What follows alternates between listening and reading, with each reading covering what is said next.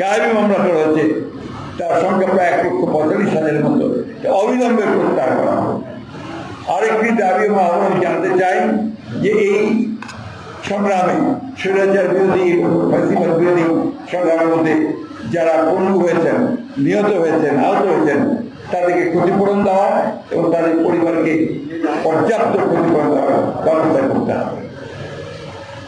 আমরা আশাবাদী বাংলাদেশের মানুষ সবসময় কিন্তু লড়াই করেছে, সংগ্রাম করেছে।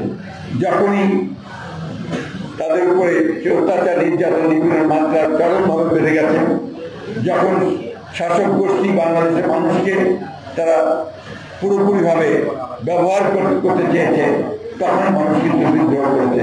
সেই বিদ্রোহের ফলে কিন্তু আমরা এই অবস্থাটা পেয়েছি, যে অবস্থাটা আমাদের একটি নতুন সুযোগ সৃষ্টি হয়েছে। আসুন আমরা সবাই মিলে এই সুযোগটাকে কাজে লাগিয়ে সত্যিকার অর্থে দ্রুত সময়ের মধ্যে আমরা যেন জনগণের নির্বাচিত একটি পার্লামেন্ট নিয়ে তার দ্বারাই সমস্যার সমাধান করতে পারি, সেই চেষ্টাটা আমাদের করতে হবে।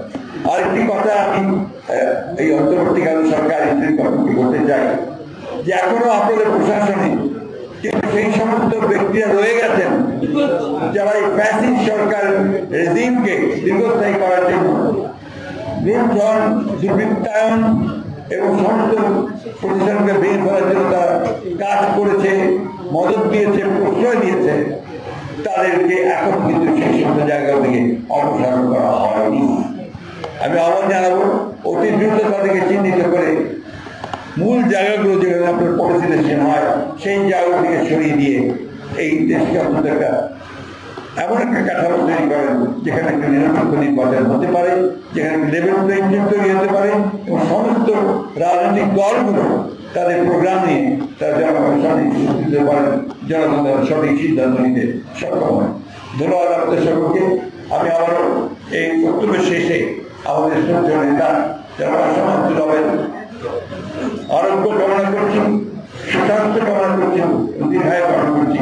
আল্লাহ তাকে আরো অনেকদিন বাঁচিয়ে রাখুন, এই তো আল্লাহ। ধন্যবাদ।